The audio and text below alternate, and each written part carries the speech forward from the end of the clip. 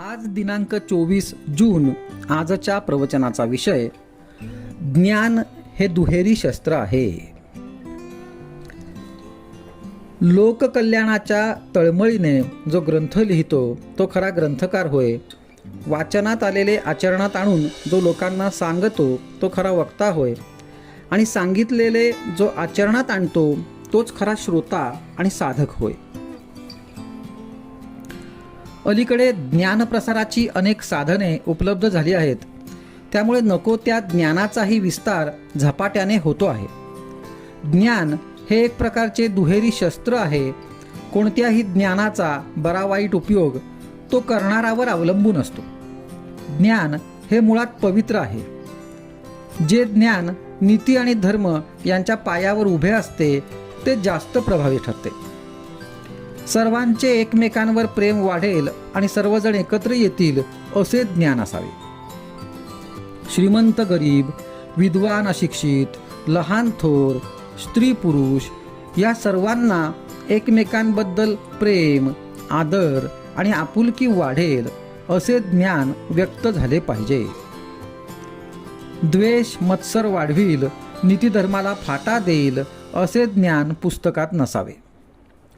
विद्वान शास्त्रज्ञ नवीन शोध लावून जगाला स्वार्थी आणि लोभी बनवितात आणि त्यामुळे सर्वनाश होतो. जे ज्ञान समाधान देत नाही ते खरे ज्ञान नव्हे. जगाचे खरे स्वरूप ज्याने कळते ते खरे ज्ञान होय. जगाचे खरे स्वरूप ज्याने कळते ते खरे ज्ञान होय. देहसंबंधी जे ज्ञान ते व्यावहारिक ज्ञान. जे जसे आहे तसे ओळखणे हे तत्वज्ञान. मी देहाला माझा म्हणतो, अर्थात मी देह नव्हे. माझे घर म्हणणारा मी घराहून वेगळा ठरलो. जडत्व म्हणजे काय? देहाच्या ठिकाणी ममत्व हे जडत्व.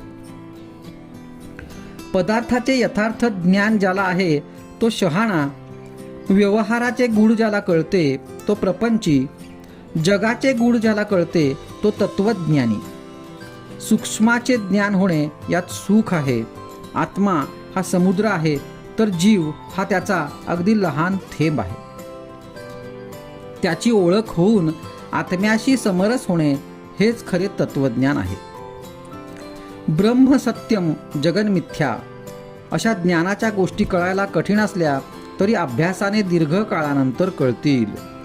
पण नामाचे महत्त्व कळणार नाही, ते एक संत कृपेनेच कळते. नामावर विश्वास बसणे महाभाग्याचे लक्षण आहे.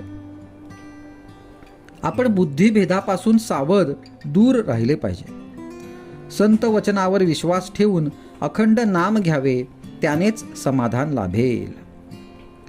ज्या ग्रंथाच्या श्रवणाने भगवंताविषयी प्रेम उत्पन्न होते, ज्याच्या योगाने विरक्ती उत्पन्न होते, अनितीचे वर्तन टाकून नीतिमार्ग धर्ममार्ग याचा अवलंब करावासा वाटतो ते सद्ग्रंथ.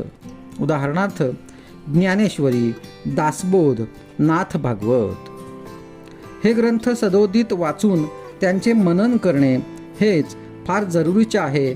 त्याने ईश्वर प्रेम उत्पन्न होते. आजचा सुविचार.